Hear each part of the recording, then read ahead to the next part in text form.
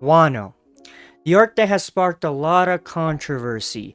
Amidst the highs and the lows of the arc, the fights were among the highs. Something that I think we can all agree on. At least I hope so, you know? You never know with the with anime community sometimes, right? And among all the fights in Wano, Sanji versus Queen is among some of the best in the arc, no, the whole story, dare I say. Let me be real with you guys before we continue. I know that was a crazy statement I just said before. I'm obsessed with this fight. Like when it first happened, I watched it like 10 different times. It's such a good fight. I like to analyze things, right? I had to make a video just to glaze it properly and give it the flowers it deserves. It got it all, guys. It got drama, it got mental warfare, it got character evolution, and some of the cleanest, nastiest ass whooping action you'll ever see. I'm talking about getting in the nitty gritty, dirty, like boom, guy getting his face beaten type of nasty, bro. Alright, now before you guys reel me with pitchforks for the previous statement of saying it's one of the best in the whole story, hear me out. I hope by the end of the video I can at least allow you guys to get a better appreciation of the fight, because it really is a real good fight, right? So let the glaze begin. Pause. Now, Sanji's personal and internal turmoil during this fight was peak character storytelling from Oda Sensei. This is exactly why he's the GOAT. That's why he's the GOAT! The GOAT! The emotional weight wasn't just dropped in, it was built up from the start of Wano, carrying over key story beats from Whole Cake that shaped Sanji's arc. For those who need a refresher, Sanji went through a whole damn ordeal with his family. He was abused by his brothers, belittled by his father. It wrecked his self-esteem greatly. In fact, the whole story from beginning to end in One Piece, if you like analyze Sanji's actions, you'll see that, right? Whole Cake Island tackled one layer of the drama. His feelings toward his bloodline, the Germa clowns, he wanted nothing to do with. The turning point came when Sanji saved his family during Big Mom's tea party. Remember that whole ordeal, right? Big Mom's tea party. That shot of him standing on top of the table, eyes locked on Judge, just staring daggers. Perfection, guys, perfection. You could feel the disgust rating off of Sanji in that one scene alone, right? And it didn't stop there. Inside Beiji, when he was in his castle form, Sanji confronted Judge one last time and made it crystal clear. You're not my father, Vince Smoke, Judge, and don't call yourself that. That was the moment, the first moment in Sanji's arc where he cut the cord, a piece of that cord, right? From that point on, guys, Sanji's resolve leveled up, and with it, his trust in the crew. That growth paid off big time during Robin's scene in Wano. I know a lot of people don't like it, right? Easily one of the most turbulent scenes or moments in the arc. Some fans hated it. Some of you couldn't forgive him. But I wasn't one of them. I wasn't one of you. I loved it, because to me, it was Sanji asking for help. Something he would have never done before in previous arcs. If you guys recall, Sanji was the type of guy that would risk it all, who would take lightning for people like Nami in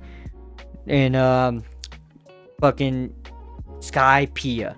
That type of stuff. Like, he would just take hits for himself, or when he let himself get beat up by Khalifa despite knowing that the crew needed him.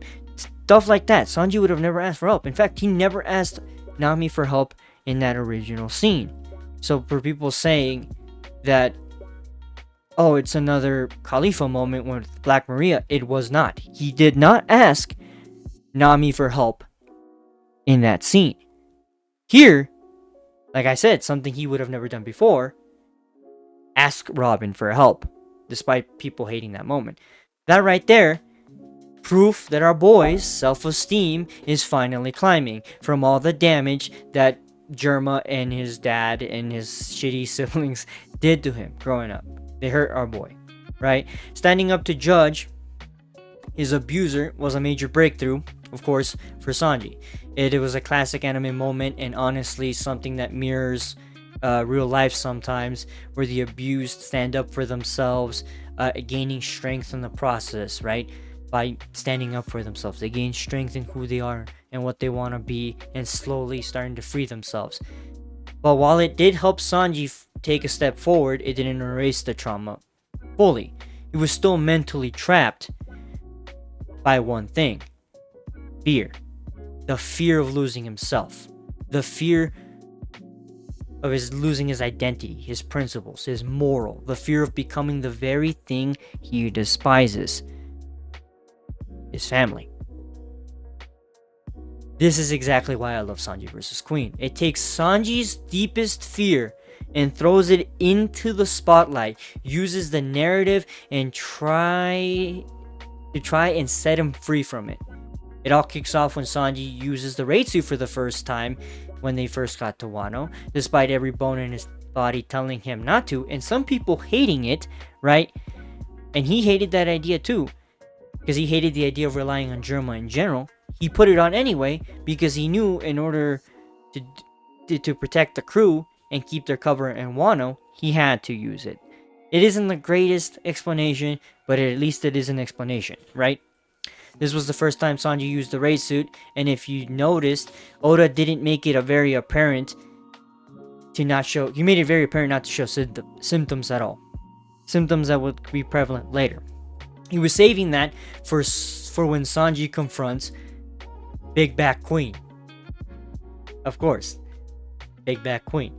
And oh man, was it goddamn worth it. The fight kicks off with Sanji going toe to toe with Queen, right? Dominating early on until Queen, of course, flips the script and locks him in that Cobra style chokehold with his Dino Snake form, which again is one of the weirdest thing Oda did in that series. You can tell he's having fun coming up with these powers, because only he would come up with unique ways to use dino abilities, and even mentioning like, oh, those long-necked dinosaurs, their true forms are snakes. Hilarious. I love that. but really, guys, this was a brilliant way to introduce the side effects of the raid suit. After Queen lets him go, because he was after calling him useless, and the ineptitude of him blowing himself up, which was a hilarious moment, and we get to look at Sanji's body. It looks completely wrecked. That scene with Sanji with the wrecked body hits differently, because the reactions of everyone and around him reacting crazily to the funny moment of his body being bent, right, allowed Oda to break the tension of the scene, but also kicked off a new layer to the mental warfare that he was using on Sanji, right? Queen wasn't using that mental warfare. Oda was using that mental warfare on Sanji. Oda was essentially, I guess, fighting Sanji, or Sanji fighting Sanji in this case. Sanji realizes in that scene that his body's turning metal, flexible, just like his siblings, right? And that's when the real conflict began. He's forced to confront the terrifying possibility that he's becoming the very thing he hates. Germa, Judge, his brothers, those slimy bastards, right? Then the fight continues with Sanji after that scene. Continues with Sanji fleeing from Queen, and not out of weakness, mind you, but out of pure disgust and fear of what's becoming of his body, right? Then comes one of the most powerful scenes in this fight, right? His blackout, followed by a woman being hurt, and just like that, Oda raises Sanji's fear levels to the max. Sanji's freaking the hell out. He doesn't know what's going on, right? Because Sanji thinks he crossed the line. The one line he swore he'd never cross. That is hitting a woman.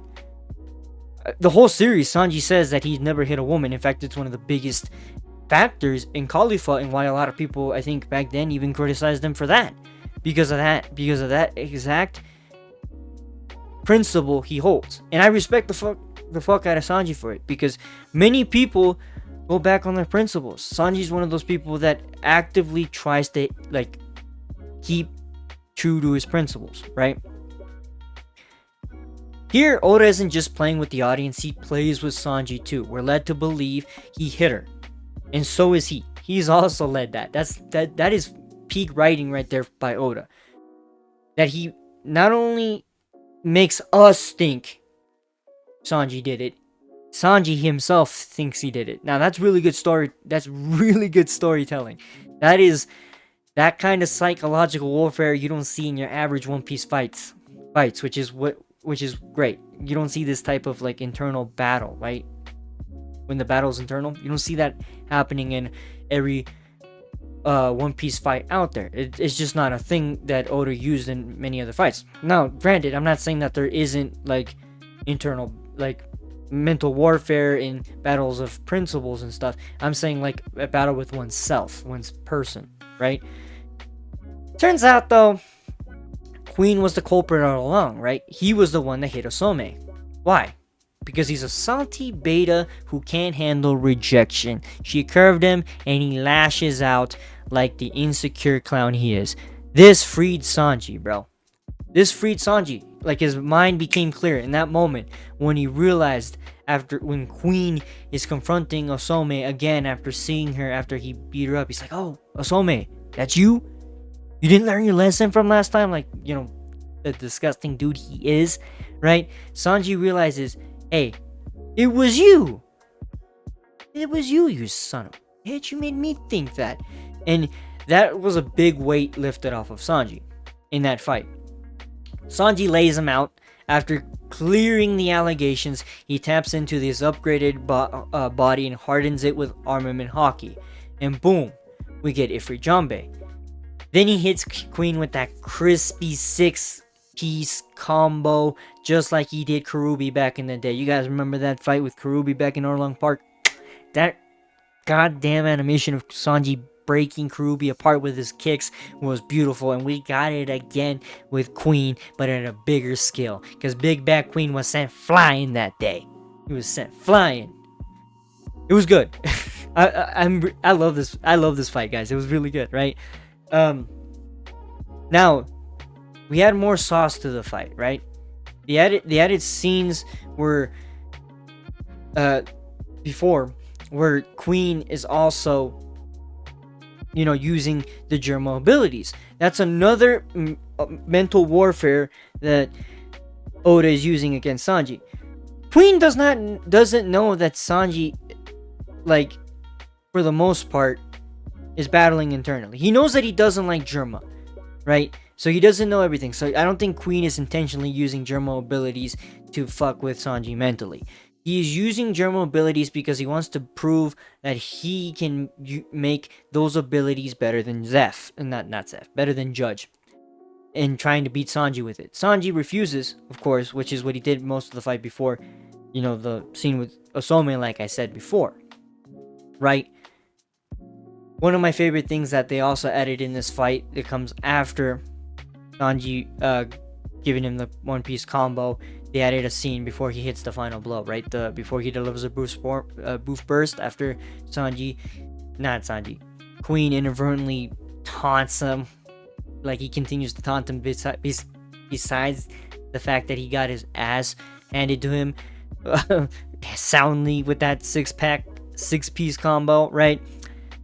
The scene that follows coming after the thing, it's really beautiful, right? I love what Oda did with it. I think he had something to do with in the anime, but the anime did something beautiful, right? That scene where Sanji finally comes to terms with himself and who he is. He finally accepts his body. He accepts that he is of Germa origin, right? And it's beautifully represented in that anime scene with the mask shattering. After Sanji is on the ground with the dead bodies of people he cares about and things that he doesn't want to do, that mask that he wore as a kid shatters, right? And the light comes in and we see Sanji get up. He looks to the side. He sees Zeph smiling. And then Sanji goes up and looks forward, looks toward the sun, and he sees the straw hats, right? That moment is Sanji finally acknowledging that he isn't tied by Germa and that he will always be Blackleg Sanji of the Straw Hat Pirates. Cinema. Absolute cinema. Right? Now, here's where the fight gets even spicier before that moment, right? Before Sanji... Like, that was absolute cinema. This is exactly why I love Sanji as a character. That moment where Sanji talks, that moment where Sanji accepts himself, the mask breaks, right, is beautiful. And which is why I love this fight, and why his fight with Queen stands out so much in Wano, and why I think it's not only one of the best in Wano, it's one of the best in the whole series, right? Because it showcases everything that makes Sanji special. The strength, the struggle of himself, his heart, his principles. It's a reminder that beneath all the kicks and flames and perviness of our favorite chef, Sanji is truly the kindest soul in the Straw Hat Pirate crew. Anyways, that's it for this video. Let me know what you guys think of Sanji versus Queen. Do you think this breakdown... Did you guys enjoy this breakdown and want more? This is something new that I'm trying. I would love it if you guys hit the like button before down below. You know what I mean? To support me, hit the subscribe button as well. Drop a like. I'd really appreciate it. And thanks for watching. Adios y buen día.